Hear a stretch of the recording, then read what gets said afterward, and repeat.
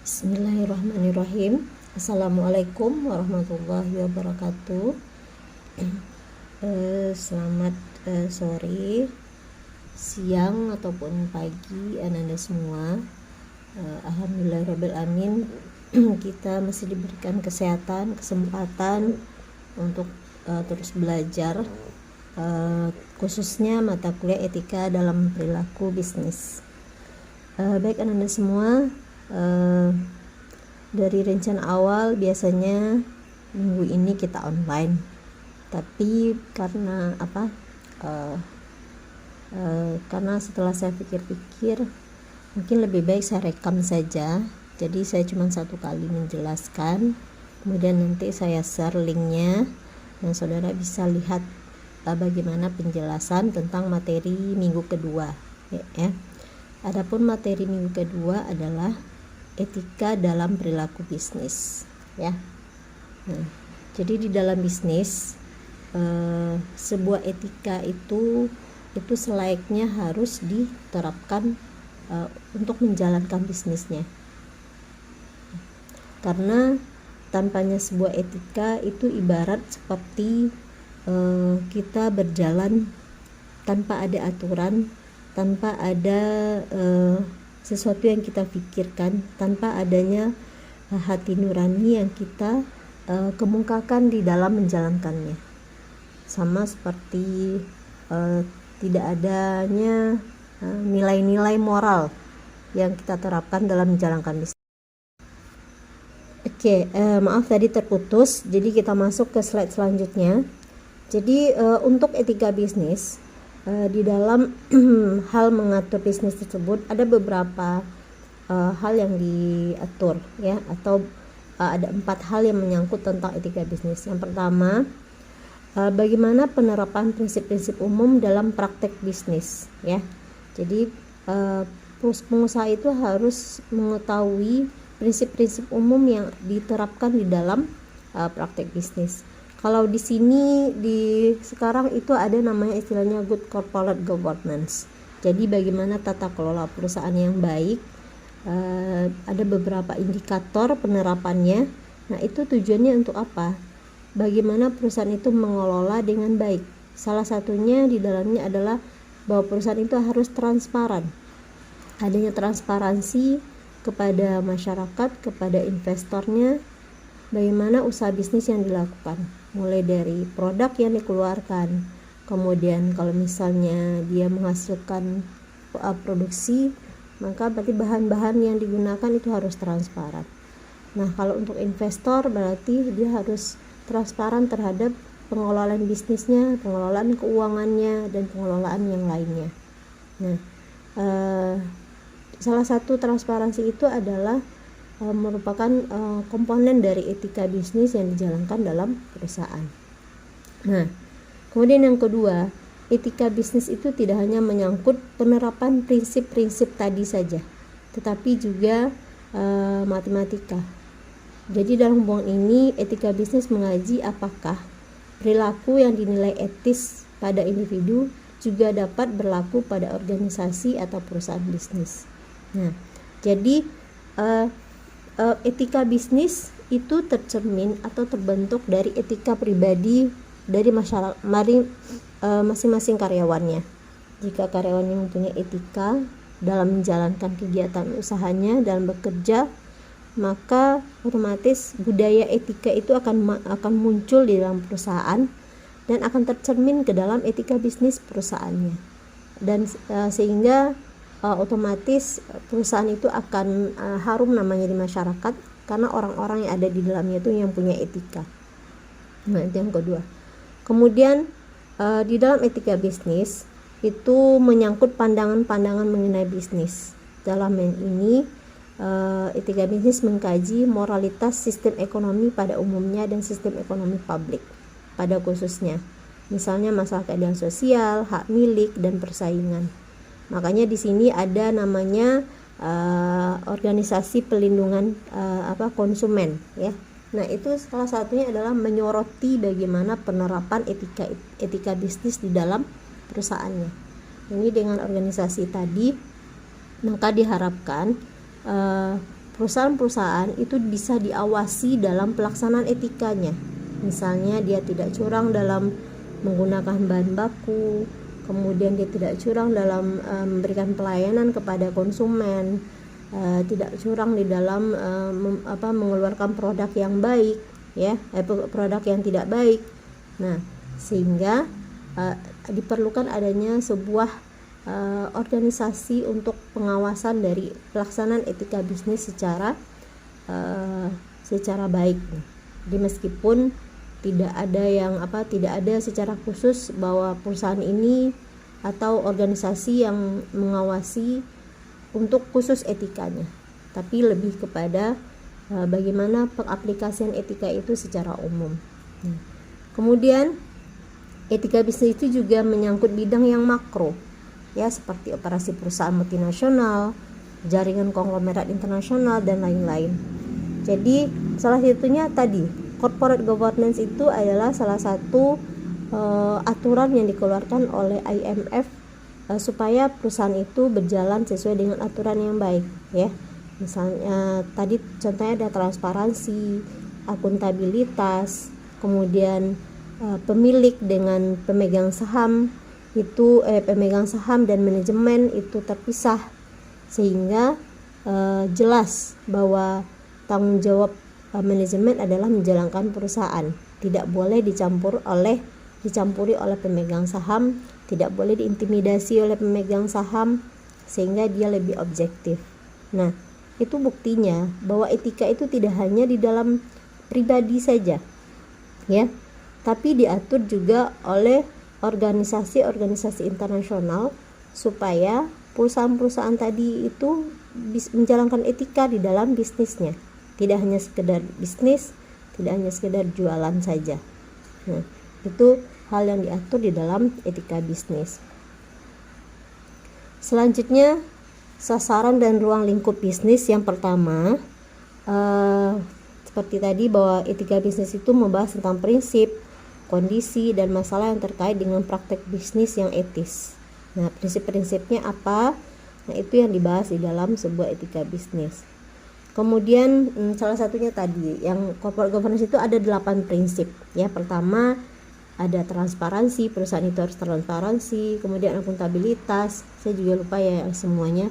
Kemudian ada komite audit, kemudian ada komisaris independen, ya. Kemudian perusahaan itu harus jujur. Nah, kemudian ada 3 lagi saya lupa. Nah, itu sekitar prinsip-prinsip dasar yang dikeluarkan oleh IMF dalam penerapan etika bisnis di dalam perusahaan, ya. Kemudian yang kedua, menyadarkan masyarakat, khususnya konsumen, kemudian karyawan, masyarakat luas, pemilik aset berarti investor, ya, secara aset umum semacam lingkungan hidup, akan hak dan pentingnya mereka yang tidak boleh dilanggar oleh praktek bisnis siapapun juga. Nah, artinya apa? Dengan etika bisnis ini diharapkan masyarakat itu menyadari bahwa mereka juga orang yang perlu dipikirkan dalam sebuah bisnis. Jadi tidak hanya sebagai sasaran dalam pelaksanaan bisnis, tapi juga orang yang dipikirkan kepentingannya karena mereka terlibat di dalamnya, khususnya investor.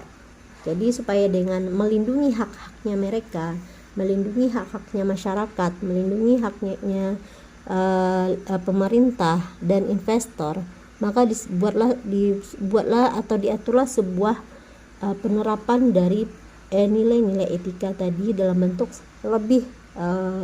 lebih tertulisnya, ya, tidak hanya sekedar bagaimana hati nuraninya, bahwa dia kalau orang yang bermoral berarti dia baik, kalau tidak bermoral tidak baik. Tidak hanya sekedar itu, tapi juga dibuatlah sebuah aturan-aturan supaya dengan adanya aturan tadi, penerapan etika tadi itu bisa melindungi masyarakat, melindungi hak investor, melindungi pemerintah.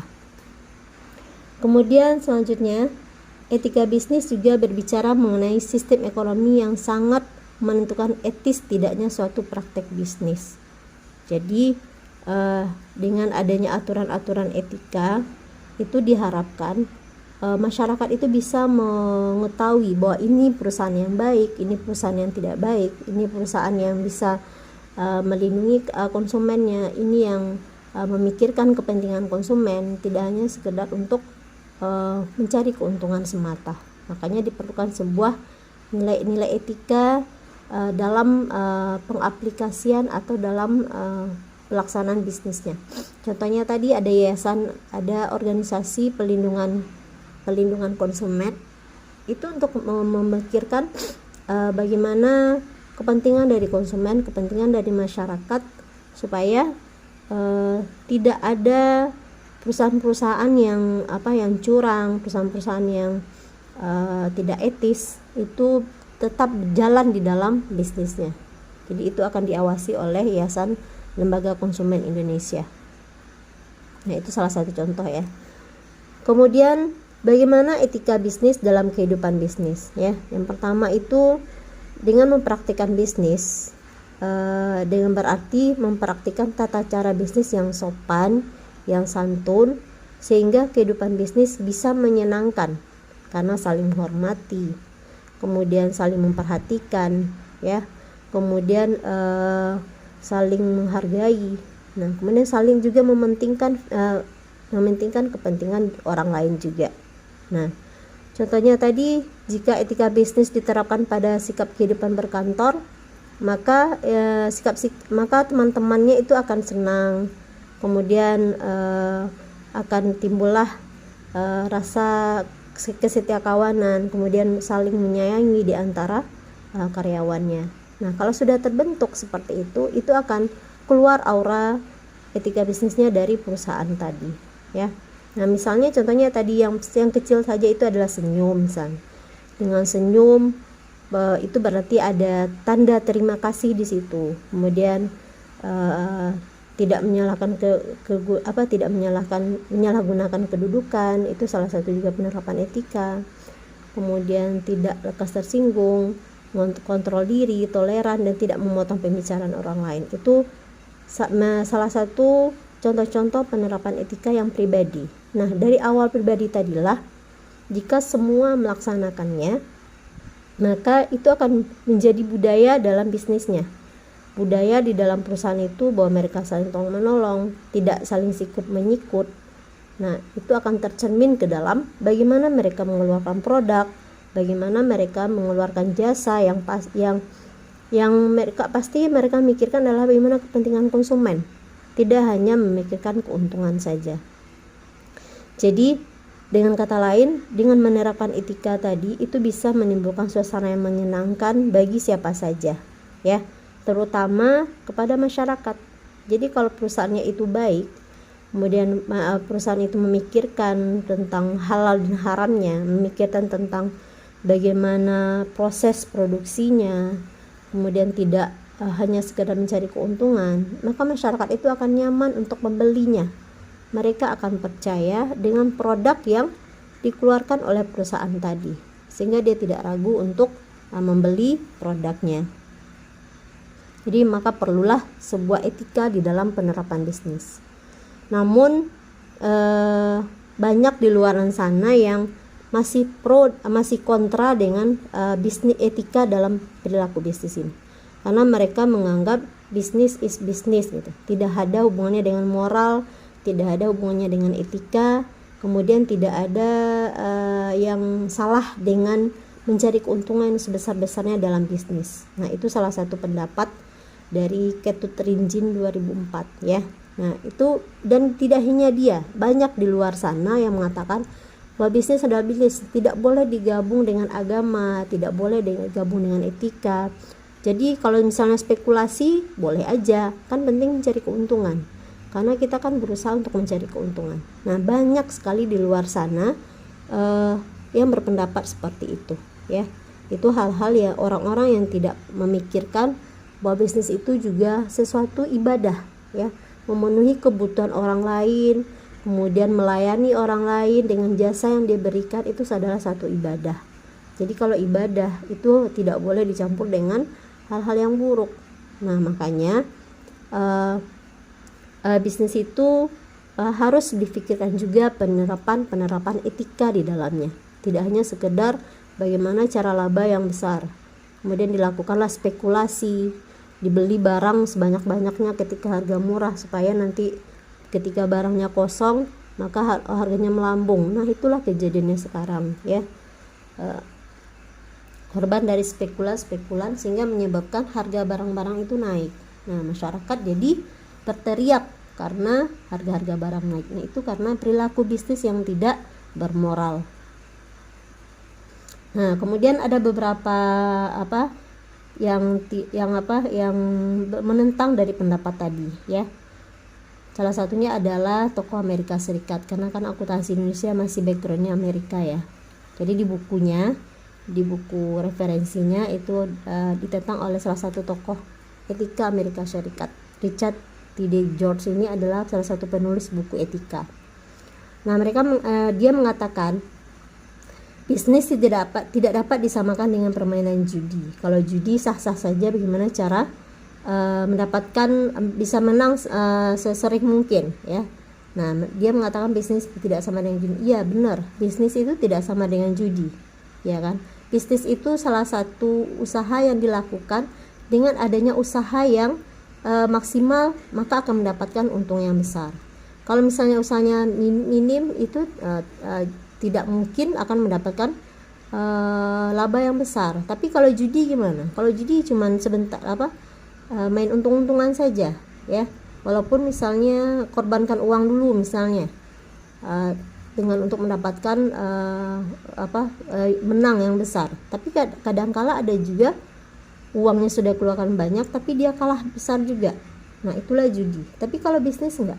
Biasanya kalau yang modalnya besar, usahanya keras dilakukan, cuma tidak hanya sekedar modal besar ya, tapi usaha dilakukan besar, maksimal dilakukan, serius, fokus, kemudian dengan persiapan yang matang, itu insya Allah akan menyebabkan atau mendapatkan hasil yang maksimal juga. Beda dengan judi tadi. Judi walaupun kita kan biasanya judi itu modalnya besar aja, kemudian usahanya nggak ada. Makanya untung-untungan namanya.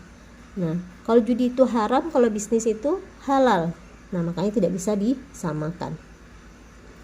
Kemudian bisnis itu adalah bagian yang sangat penting dalam masyarakat. Oleh karena itu, untuk melaksanakan bisnis harus menerapkan etika-etika di dalam masyarakat. Nah, bagaimana cara kita mau berkolaborasi dengan masyarakat, masuk ke masyarakat kalau tidak adanya penerapan etika?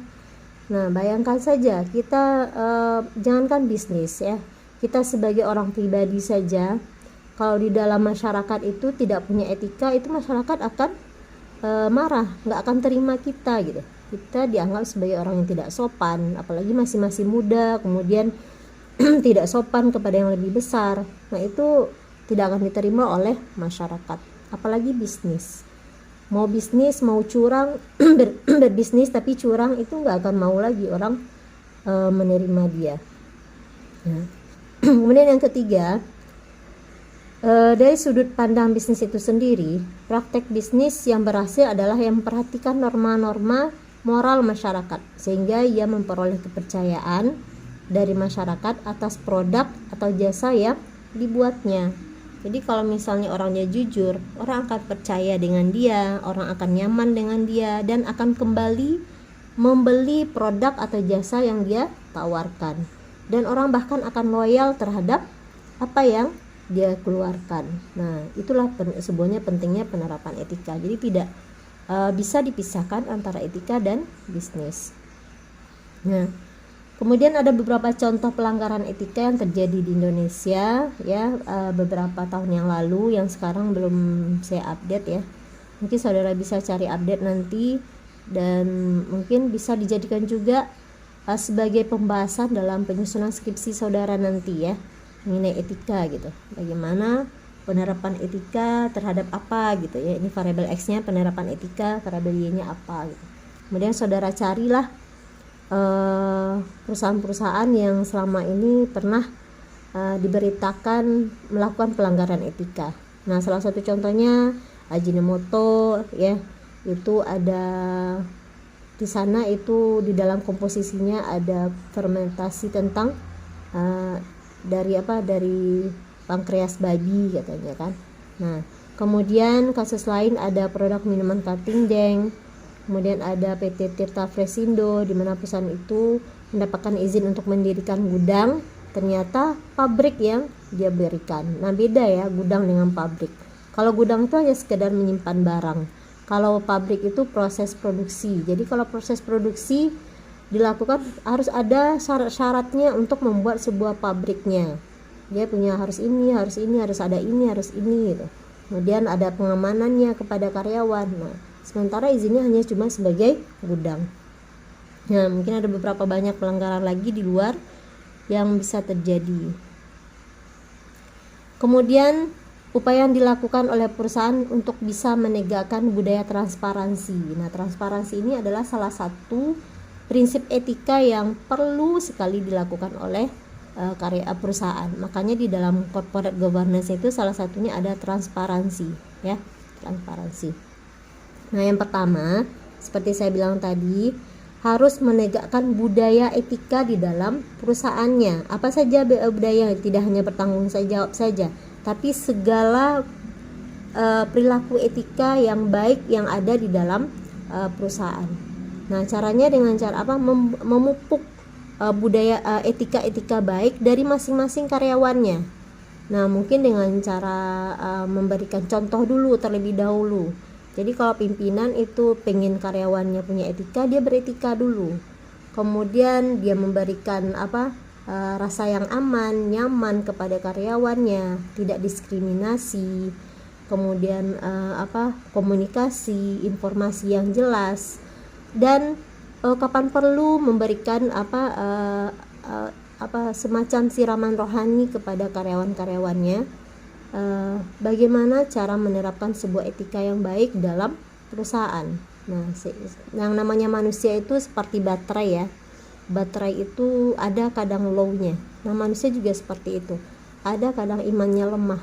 Nah, di saat itulah butuh ilmu, ya, butuh ilmu tentang agama, sehingga yang dipikirkan tidak hanya uang gitu, tidak hanya dipikirkan bagaimana cara mendapatkan gaji yang besar, mendapatkan untung yang besar, tapi diperlukan juga sebuah nilai agama di dalamnya, nilai religius di dalamnya, karena hasil yang didapatkan dengan memperhatikan nilai agama itu lebih besar rasanya daripada sekedar laba yang didapatkan.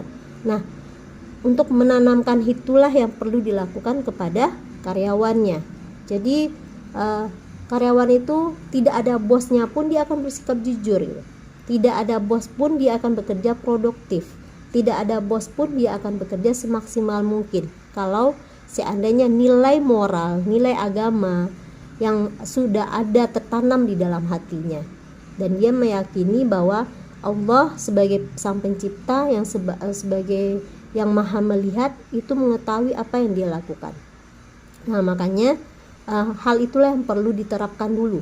Hal itu yang perlu ditanamkan di dalam hati karyawan-karyawannya dulu. Nah, kalau sudah karyawannya mempunyai nilai budaya yang baik, etika yang baik, otomatis itu akan terbentuklah sebuah budaya etika yang baik dari perusahaan tadi. Namanya budaya etika perusahaan, tidak pribadi lagi. Nanti akan sampai kepada budaya etika perusahaan. Nah, kemudian yang kedua, perusahaan itu harus mempunyai indikator-indikator kinerja yang jelas, ya, indikator-indikator punishment yang jelas, indikator-indikator reward yang jelas, sehingga dia jelas karyawannya, kemudian tahu apakah kalau dia salah ini punishmentnya, kalau dia berhasil atau berprestasi ini rewardnya. Tidak hanya sekedar like dan dislike atau kedekatan atau bagaimana karyawan itu bisa mengambil muka kepada atasan. Tidak hanya sekedar itu.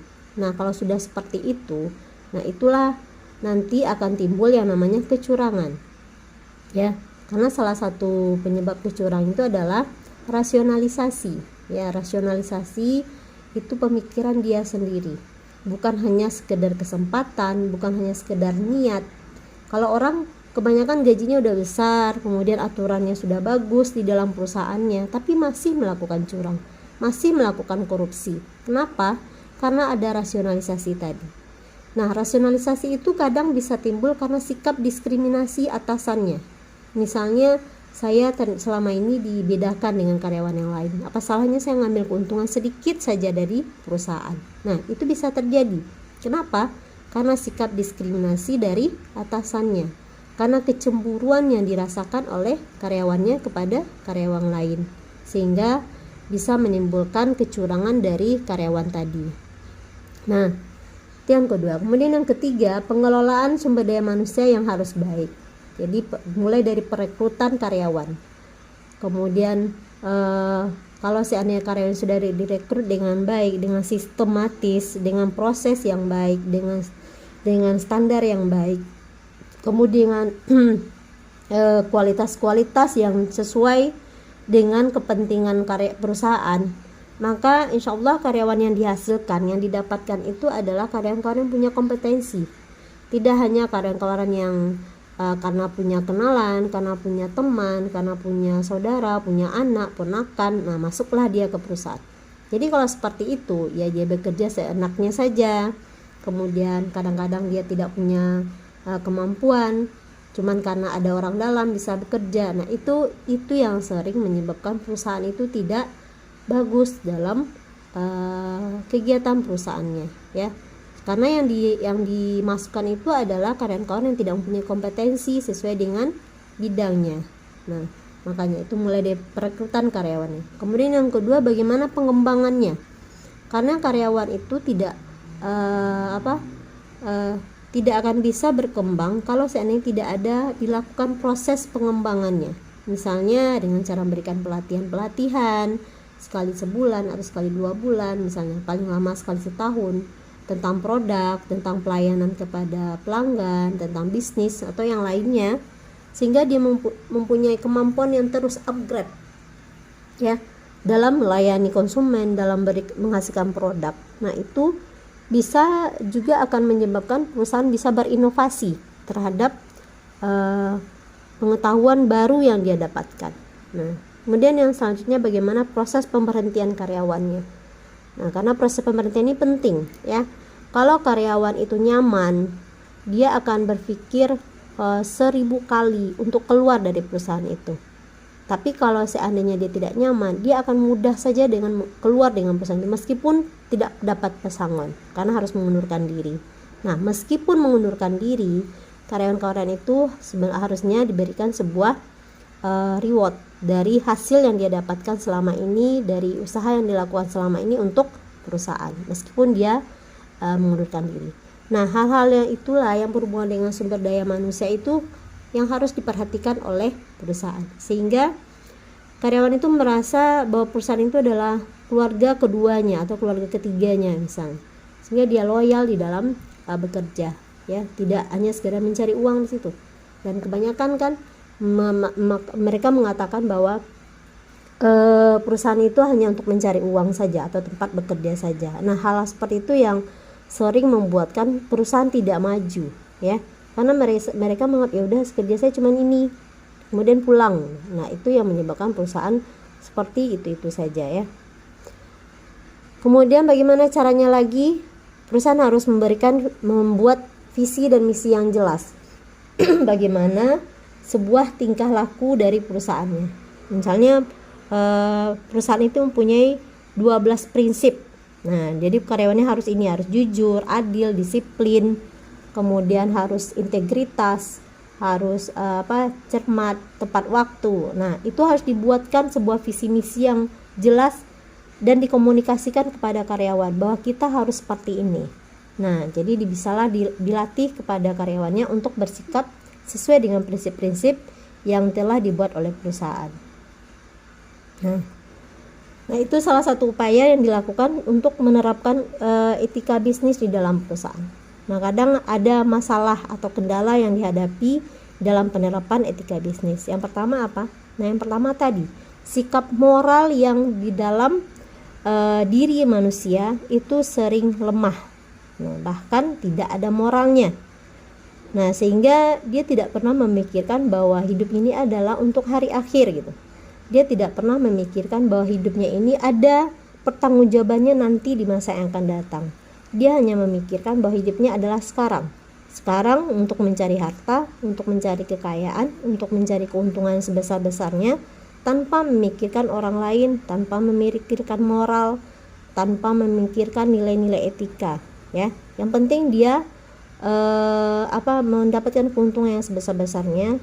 Apakah dia halal, apakah dia haram, tetap dilakukan. Yang penting dia dapat untung besar tanpa memperhatikan etika bisnis, ya.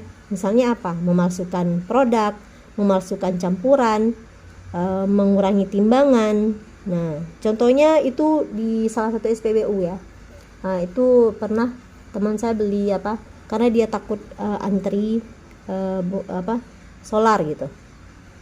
Takut antri solar kan dibeli pakai dirijen. Nah, dirijen itu ukurannya itu sama. Tapi pada saat yang terakhir itu intervalnya itu sama jaraknya, ya. Jarak antara 2 liter dengan 4 liter itu sama. Kemudian ke 6 liter itu sama. Harusnya kan kalau 10 liter itu jaraknya juga sama, ya. Nah, ternyata 10 liter itu setengah dari jaraknya tadi. Nah, berarti itu artinya apa? Itu 9 liter cuma. Ya, itu artinya timbangannya tidak berat. Tidak benar. Kemudian kadang-kadang ukurannya juga dikurang-kurangi. Kemudian menjual barang yang kadaluarsa, memanipulasi laporan keuangan. Nah, itu kenapa terjadi? Karena standar moralnya, kemudian etikanya, keyakinannya dalam agama itu sangat rendah. Sehingga dia mengasingkan atau menghilangkan nilai-nilai etika di dalam bisnisnya. Dia hanya berpikir bahwa bagaimana saya mencari untung yang besar, ya. Kemudian yang kedua, banyaknya perusahaan yang mengalami konflik kepentingan. Konflik kepentingan ini karena ketidaksesuaian antara nilai pribadi yang dianutnya dan peraturan yang berlaku, ya. Nah, sehingga oleh karena itu perusahaan itu penting harus memperhatikan budaya etika dalam perusahaan, sehingga bagi karyawan yang jujur, yang baik, itu tidak terkendala dalam melaksanakan prinsip-prinsipnya. Dan bahkan perusahaan itu sendiri yang kadang membuat budaya yang tidak baik. Itu tergantung juga kepada pimpinannya. Siapa pimpinannya, siapa pemilik perusahaannya, apakah dia bermoral atau tidak. Kalau dia bermoral, berarti dia juga bisa mendidik karyawannya untuk bermoral, sehingga perusahaannya juga bermoral. Tapi kalau seandainya kebalikan, pemiliknya tidak bermoral, tuh ya karyawannya jadi galau. Kalau yang tidak bermoral nggak apa-apa, nggak masalah dia. Bagi yang baik moralnya, nah itu yang akan menjadi kendala bagi dia. Kemudian adanya situasi politik dan ekonomi yang belum stabil.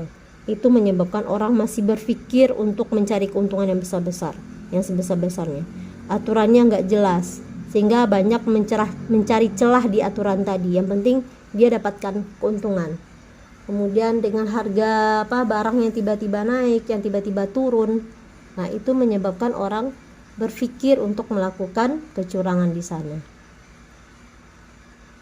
Nah, jadi etika bisnis dalam perusahaan itu sebenarnya penting, ya, penting dilakukan di dalam sebuah perusahaan, karena etika itu juga bisa digunakan sebagai strategi dalam penerapan bisnisnya, ya. Karena di dalam penerapan etika itu bisa bertujuan untuk bagaimana menerapkan sebuah nilai-nilai etika yang baik di dalam sebuah perusahaannya. Contohnya gimana? Jika perusahaan menerapkan etika bisnis, maka dia akan bermanfaat sebagai strategi pengembangan perusahaan. Misalnya apa? Company Social Responsibility. Nah, kalau perusahaan itu membuat CSR atau strategi yang lainnya, salah satu contohnya CSR tadi, ya, memberikan bantuan-bantuan kepada masyarakat, kemudian memberikan sumbangan-sumbangan, memberikan beasiswa kepada masyarakat. Jadi sebenarnya nilai etika tidak itu hanya saja, ya. Etika itu harusnya timbulnya dari dalam perusahaan. Kalau itu kan salah satu strategi yang keluar. sehingga dengan adanya CSR tersebut bisa memberikan nilai positif dari masyarakat. Dia mendapatkan nilai yang baik dari masyarakat. Nah, itu bisa dijadikan strategi juga. Nah, itu tapi juga saya tidak terlalu mendukung kalau misalnya kita CSR untuk mendapatkan reputasi di mata masyarakat. Nah, itu artinya tidak ikhlas, tidak ikhlas membantu masyarakat. Sebaiknya CSR itu benar-benar karena kita mempunyai tanggung jawab kepada masyarakat, karena sudah mengolah produksi di dalam lingkungan masyarakat yang mengeluarkan limbah yang berbahaya kepada masyarakat, sehingga perlu adanya tanggung jawab sosialnya kepada masyarakat. Nah, itu seharusnya tujuannya.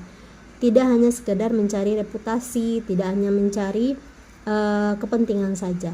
Nah, ini salah satu contohnya ya. Jadi, selain untuk menerapkan sebuah perusahaan yang baik, sebuah perusahaan yang bermoral, penerapan etika itu juga bisa sebagai strategi untuk meningkatkan reputasi masyarakat.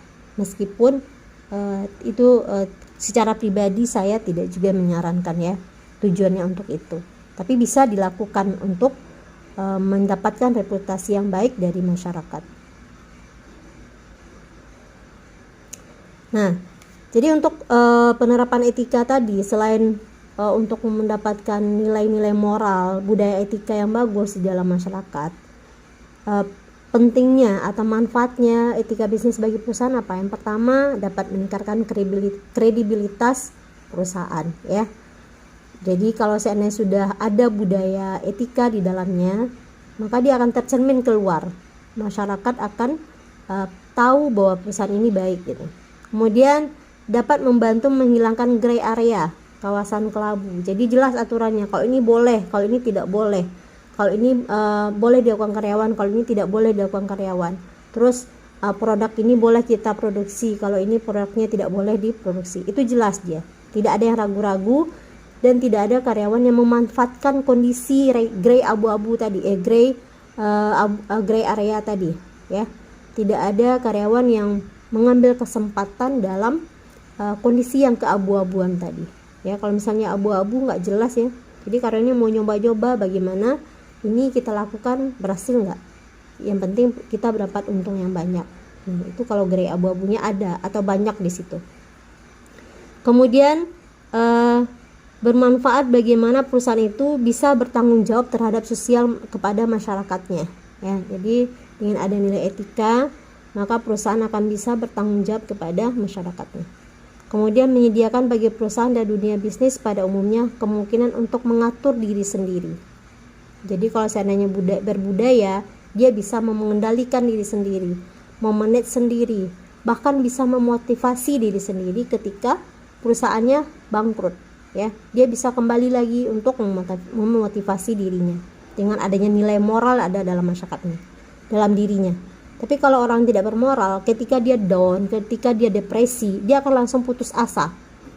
Ya, dia tidak percaya bahwa ada pertolongan Allah yang akan memberikan kepada dia untuk bangkit kembali. Nah, itu kalau orang depresi yang melakukan bunuh diri, melakukan hal-hal yang tidak baik, itu artinya dia tidak percaya bahwa Allah itu akan menolong dia gitu. Dia sudah putus asa saja dengan masalahnya. Nah, jadi kalau itulah gunanya kita beragama, kita berilmu, kita mencari ilmu bagaimana kita bersikap ketika ada masalah ini, masalah itu, dan masalah ini. Jadi sebenarnya seorang muslim itu untuk mencari sebuah kebahagiaan itu mungkin tepatnya seperti ini. Ketika dia mendapatkan masalah, dia ujian, dia itu harus bersabar, ya. Maka sabar itu didapatkan dengan meminta pertolongan kepada Allah. Jadi apapun musibahnya, apapun ujiannya, kalau sudah Allah memberikan pertolongan untuk kita bersabar, insya Allah itu akan kita bisa hadapi. Itu yang pertama. Jadi kita akan bahagia.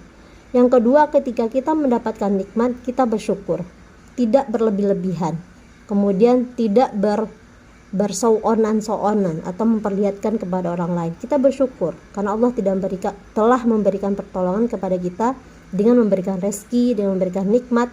Nah, kalau sudah seperti itu kita akan bahagia. Kita tidak akan merasakan bahwa rezeki kita ini sedikit. Kita tidak akan membanding-bandingkan rezeki dengan orang lain. kita tidak akan iri dengan rezeki orang lain, karena rezeki itu beda banyak, tidak hanya sekedar uang. Nah, itu jadi itu kuncinya. Ketika kita dapat musibah, bersabar, alhamdulillah, itu adalah sebuah kebaikan. Ketika kita diuji, diberikan kenikmatan, kita bersyukur, dan itu juga sebuah kebaikan. Nah, itulah yang bisa memotivasi diri kita ketika ada masalah, ya. Nah, makanya diperlukan sebuah nilai etika, apalagi di dalam perusahaan.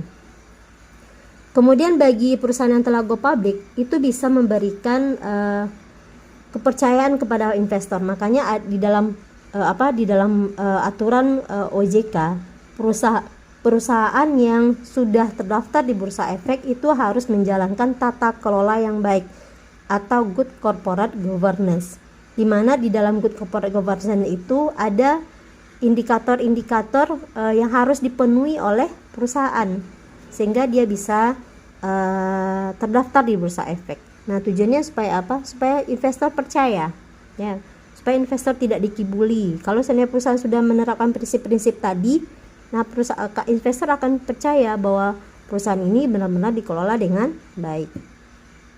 Kemudian dapat meningkatkan daya saing perusahaan. Nah, jadi kalau misalnya perusahaan punya nilai moral, dia mempunyai kesadaran, ya, kesadaran sendiri untuk memotivasi dirinya. Sehingga kalau orang sudah termotivasi, dia akan mampu untuk berinovasi, ya, berinovasi produk, berinovasi harga, dan berinovasi yang lainnya. Sehingga dia bisa terus bersaing dengan perusahaan-perusahaan yang lain. Yang selanjutnya membangun corporate image atau citra positif dari perusahaan untuk jangka panjang, ya, dan dapat menjaga kelangsungan hidup perusahaan. Karena perusahaan itu tidak hanya mencari keuntungan saja, ya, walaupun tujuan bisnis itu mencari laba, tapi tidak hanya itu. Perusahaan itu tujuannya adalah untuk mencari keberlangsungan hidupnya juga. Kalau perusahaan hanya memikirkan laba, dia tidak akan memikirkan bagaimana efek-efek selanjutnya. Contohnya yang melakukan spekulasi, kemudian dia ketangkap. Nah, itu berarti dia tidak mikirkan bagaimana nasibnya ke depan. Kalau dia sampai ketangkap, gimana? Nah, terus ada yang kecurangan yang terakhir yang terjadi, tiba-tiba dia kaya gitu, ya, ternyata hasil apa gitu. Nah, itu artinya dia hanya mencari keuntungan saja, tidak memikirkan hal-hal yang akan dialaminya di masa yang akan datang. Contoh kecil sekali misalnya, ketika orang jual gorengan, awal-awalnya gorengannya enak, kemudian besar, makanya orang suka membeli di sana, harganya lumayan. Nah, ternyata sekarang karena takut menaikkan harga, karena harga-harga pada naik, dia kecilkan ukurannya, kemudian kualitasnya dikurangi. Nah, itu akan menyebabkan orang tidak mau lagi untuk membelinya. Nah, itu artinya dia tidak memikirkan keberlangsungan hidup perusahaan. Mungkin lebih baik dia menaikkan harga sedikit dengan mempertahankan kualitas yang sama. Karena orang kan tahu bahwa sudah tahu orang bahwa harga memang pada naik. Nah, itu mungkin, ya. Jadi dengan menerapkan nilai-nilai etika, banyak manfaat yang didapatkan oleh perusahaan. Jadi antara keuntungan dan nilai etika itu sebenarnya itu hal yang sama, ya, yang perlu dianut oleh perusahaan, yang harus ada di dalam perusahaan. Kenapa? Karena dengan adanya keuntungan memungkinkan perusahaan bertahan dalam usaha bisnisnya, oke, ya. Kemudian keuntungan itu memungkinkan perusahaan tidak hanya bertahan, melainkan juga dapat menghidupi karyawannya. Jadi perlu memang adanya keuntungan, ya. Nah, tapi untuk mencapai keuntungan tadi juga diperlukan nilai etika di dalam mencapainya. Memang perusahaan mendapatkan laba, tapi ada perlu untuk menerapkan etika untuk mencapai keuntungan tadi.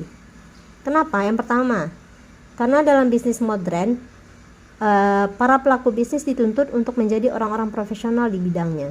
Nah, jadi kalau sudah ada nilai etika di dalamnya, dia akan termotivasi untuk bekerja secara profesional. Karena sekarang itu orang yang diinginkan adalah profesional, ya. Yang kedua, dalam persaingan bisnis yang ketat, pelaku bisnis modern sangat sadar bahwa konsumen adalah benar-benar raja. Jadi dengan adanya memikirkan kepentingan konsumen, pasti dia akan berusaha untuk berbuat maksimal, menghasilkan produk yang bagus kepada masyarakat, menghasilkan produk yang jujur, yang baik kepada masyarakat. Karena dia berpikir konsumen itu adalah segalanya, adalah raja. Jadi tidak bisa dikibuli, tidak bisa ditipu. Makanya perlu ada nilai etika di dalamnya. Kalau seandainya tidak memikirkan nilai etika, dia tidak akan memikirkan bahwa bagaimana kepentingan konsumen, ya. Kemudian yang ketiga, dalam sistem pasar terbuka sekarang, peran pemerintah yang bersifat netral, tidak berpihak tetapi efektif menjaga agar kepentingan dan hak semua pemerintah dijamin. Para pelaku bisnis berusaha sebisa mungkin untuk menghindari campur tangan pemerintah yang baginya akan sangat merugikan kelangsungan bisnisnya. Nah, salah satu cara yang efektif adalah menjalankan bisnisnya secara baik dan etis. Nah, jadi pemerintah tidak akan ganggu-ganggu lagi gitu. Jadi kalau seandainya tidak mau diganggu oleh orang lain, ya bersikap baik gitu. Jangan berbuat curang. Misalnya kalau nggak ada masalah, jangan bikin. Kalau nggak pingin ada masalah, jangan buat masalah. Misalnya kita takut untuk diperiksa pemerintah, takut disoroti oleh pemerintah, maka bekerjalah dengan baik, bekerjalah dengan jujur. Jadi kalau sudah jujur, sudah baik, apalagi yang mau diperiksa gitu. Nah, makanya berusaha untuk baik. Walaupun kita ini sebagai manusia tidak bisa 100% baik, tapi mencoba untuk selalu baik. Nah, kemudian yang keempat, perusahaan-perusahaan modern juga semakin menyadari bahwa karyawan bukanlah tenaga yang siap untuk dieksploitasi, tapi juga untuk harus diperhatikan hak-haknya. Makanya diperlukanlah sebuah etika yang baik dari perusahaan bagaimana memberikan hak-hak karyawan tadi. Sebab kalau tidak ada karyawan, itu perusahaan tidak akan jalan. Nah, makanya perlu ada sebuah etika di dalam penerapan untuk mencari keuntungan tadi. Jadi kalau hanya sekedar mencari keuntungan, tidak menerapkan etika, maka perusahaan tidak akan yakinlah perusahaan itu tidak akan berjalan dengan lama, tidak akan berkesinambungan. Jadi dari hal di atas dapat kita simpulkan, yang pertama, dari semua kajian dan dari praktik yang sudah banyak terjadi dalam kehidupan bisnis, tujuan etika bisnis adalah mengunggah kesadaran moral dan memberikan batasan-batasan para pelaku bisnis untuk menjalankan bisnis yang baik dan tidak melakukan hal-hal yang bisa merugikan banyak pihak yang terkait dalam bisnis tersebut. Nah, itu yang pertama. Kemudian yang kedua, etika bisnis mengajak para pelaku bisnis mewujudkan citra dan manajemen bisnis yang baik, ya, agar bisnis itu pantas dimasuki oleh semua orang yang mempercayai adanya dimensi etis dalam dunia bisnis tadi. Kemudian hal ini sekaligus menghalau citra buruk dunia bisnis sebagai kegiatan yang kotor, licik dan tipu muslihat. Kemudian ketika kegiatan bisnis mempunyai implikasi etis dan oleh karenanya membawa serta tanggung jawab etis bagi pelakunya. Ya. Yang kedua. Kemudian yang ketiga, etika bisnis adalah seni dan disiplin dalam menerapkan prinsip-prinsip etika untuk mengkaji dan memecahkan masalah-masalah moral yang kompleks dalam bisnis. Jadi artinya kalau menjalankan sebuah usaha itu jangan tinggalkan etika, jangan tinggalkan moral. Berbisnislah dengan jujur, dengan baik, dan pikirkan bahwa bisnis itu adalah sebuah ibadah. Kalau kita mau jualan barang, berarti kita memenuhi kebutuhan orang lain. Itu adalah sebuah ibadah, itu adalah kebaikan. Kemudian kalau kita memberikan sebuah jasa, itu adalah ibadah. Kita memudahkan urusan orang lain, berarti itu adalah ibadah. Nah, ketika ibadah itu ikhlaskan karena Allah. Kalau ikhlas karena Allah, berarti kita berusaha dengan baik, kemudian berusaha dengan maksimal melakukannya, bagaimana pelanggan, konsumen itu bisa puas. Nah, jadi itu untuk hari ini, mudah-mudahan bermanfaat. Kalau ada pertanyaan, nanti kita akan ada di sesi online, tapi untuk khusus sesi tanya jawab saja. Oke. Terima kasih. Assalamualaikum warahmatullahi wabarakatuh.